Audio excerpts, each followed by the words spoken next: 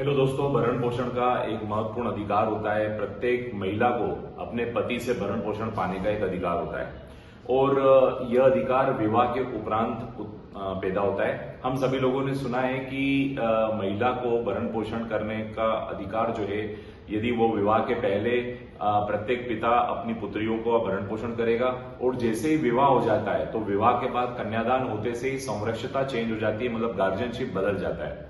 अब महिला का गार्जियन पिता नहीं है, अब महिला का गार्जियन उसका पति है। और इसीलिए शादी के पहले आपने कई बार सुना होगा, ये कहा जाता है कि लड़का क्या करता है, लड़का क्या अपने पैरों पे खड़ा है, यानी लड़का स्वयं को मेंटेन करेगा और क्या दूसरे की जिम्मेदारी उठा पाएगा, तभी उसका विवाह होता है। तो भारत के वैवाहिक सिस्टम में ये जरूर देखा जाता है कि लड़का क्या करता है, क्योंकि लड़का क्या करता है का तात्पर्य ये है कि क्या वह जिम्मेदारी उठा सकता है। यहाँ जिम्मेदारी का मतलब भरण पोषण से, और भरण पोषण में आता है रोटी, कपड़ा, मकान, शिक्षा और चिकित्सा। तो जब किसी व्यक्ति का विवाह होता है तो वह अपनी पत्नी को भरण पोषण करेगा, ये उसका व्यक्तिगत दायित्व होता है। तो फैमिली लॉ का एक विषय है, आज इसी विषय पर हम लोग चर्चा करेंगे। इस विषय के एक दूसरे पहलू की बात आज करने वाले हैं कि कब पत्नी को भरण पोषण देने से बचा जा सकता है। When person is not liable to give maintenance, यानी when no need to give maintenance, कब उसे भरण पोषण देने की आवश्यकता नहीं है। तो सबसे पहले हम बात करते हैं मेंटेनेंस होता क्या है। मेंटेनेंस का मतलब होता है जब व्यक्ति का विवाह होता है तो उस व्यक्ति का ये पर्सनल लायबिलिटी होती है, व्यक्तिगत दायित्व होता है कि वह अपनी पत्नी का आजीवन मेंटेन करे। मेंटेनेंस में आता है भोजन दे, कपड़े दे, रहने के लिए आश्रय दे, यदि बीमार पड़ जाए तो चिकित्सा, और शिक्षा की जरूरत हो तो शिक्षा भी दे। तो आजकल ये बेसिक नीड्स जो होती है, इन बेसिक नीड्स को भरण पोषण कहा जाता है, मेंटेनेंस कहा जाता है, खर्चा खर्चा या गुजारा भत्ता भी इसे कहा जाता है। और प्रत्येक महिला का ये अधिकार है और प्रत्येक व्यक्ति का ये दायित्व है।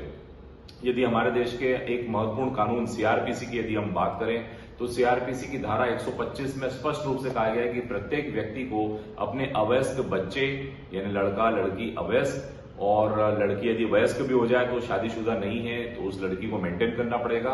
उसी प्रकार अपनी पत्नी को गुजारा भत्ता देना पड़ेगा, और अपने पेरेंट्स जो वृद्ध माता पिता हैं जो अपने आप को मेंटेन नहीं कर पा रहे हैं उन्हें भी गुजारा भत्ता देना पड़ेगा। तो प्रत्येक व्यक्ति का दायित्व होता है, ये व्यक्तिगत दायित्व होता है, पर्सनल लायबिलिटी होती है टू मेंटेन का मतलब होता है उन्हें रोजी रोटी के लिए, जीवन यापन के लिए आवश्यक वस्तुएं और सुविधाएं उपलब्ध कराएं।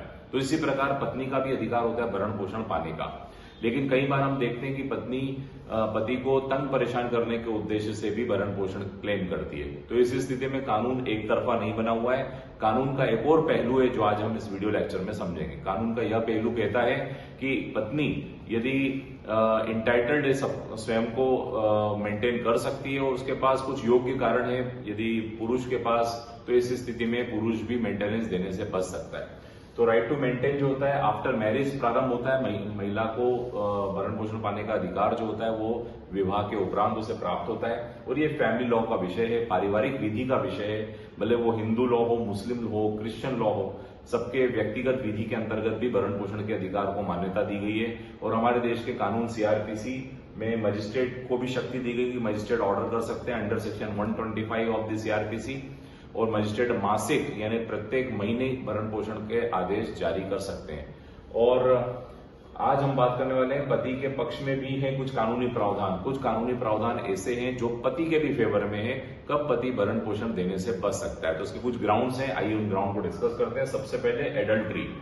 यदि पत्नी जो है किसी अन्य पुरुष के साथ शारीरिक संबंध है उसके, तो ऐसी स्थिति में इसे व्यभिचार कहा जाता है। और व्यभिचार जो होता है एक बहुत बड़ा ग्राउंड है। सीआरपीसी की धारा 125 की सब क्लॉज 4 में स्पष्ट रूप से कहा गया है कि यदि पत्नी किसी अन्य व्यक्ति के साथ सहवास में है, एडल्ट्री, इसको जाड़ता कहा जाता है, यदि पत्नी जो है वो व्यभिचारिणी है, तो ऐसी स्थिति में उसे मेंटेनेंस नहीं मिलेगा। पति को इसे साबित करना पड़ेगा कि पति का किसी अन्य विवाह के उपरांत भी किसी अन्य व्यक्ति के साथ शारीरिक संबंध है। दूसरा इंपॉर्टेंट पॉइंट है कि पत्नी ने यदि दूसरा विवाह कर लिया, बाइगेमी, यदि पहले विवाह कायम होते हुए दूसरा विवाह कर लिया, तो ऐसी स्थिति में भी वो एडल्ट्री में आ जाती है और इस वजह से भी पत्नी को भरण पोषण नहीं मिलेगा। तीसरा है डेजर्शन। पत्नी ने अपनी मर्जी से पति का त्याग कर दिया है। पति तो रखना चाहता है लेकिन पत्नी रहना नहीं चाहती है। तो यदि पत्नी ने पति का त्याग कर दिया, अपनी मर्जी से उसे छोड़ दिया है और बिना किसी युक्त कारण के, बिना किसी रिजनेबल ग्राउंड के, if she is living separately, अगर वो अलग रह रही है तो ऐसी स्थिति में भी she can not claim maintenance, उसे मेंटेनेंस नहीं मिलेगा। मर्जी से रहने से इनकार कर दिया है और म्यूचुअल कंसेंट, यदि आपसी सहमति से म्यूचुअल कंसेंट से अलग हो चुकी है और अपने भरण पोषण के अधिकार को त्याग दिया है और अपनी मर्जी से अलग रह रही हैं और इस बात में आपसी सहमति भी है कि मेंटेनेंस नहीं लेंगी, तो ऐसी स्थिति में भी she can not claim the maintenance. So these are the very important grounds when husband is not liable to give maintenance. तो ये सारी बातें पारिवारिक विधि में बताई गई है। पारिवारिक विधि का मतलब होता है जो परिवार पर लागू होता है, भले वो हिंदू लॉ हो या मुस्लिम लॉ हो, और ये व्यक्तिगत दायित्व माना जाता है। मेंटेनेंस को एक पर्सनल लायबिलिटी के रूप में देखा जाता है। I hope you enjoyed this lecture. इसी प्रकार फैमिली लॉ के अन्य लेक्चर्स के लिए आप सब्सक्राइब कर सकते हैं YouTube channel law easy. Thank you so much.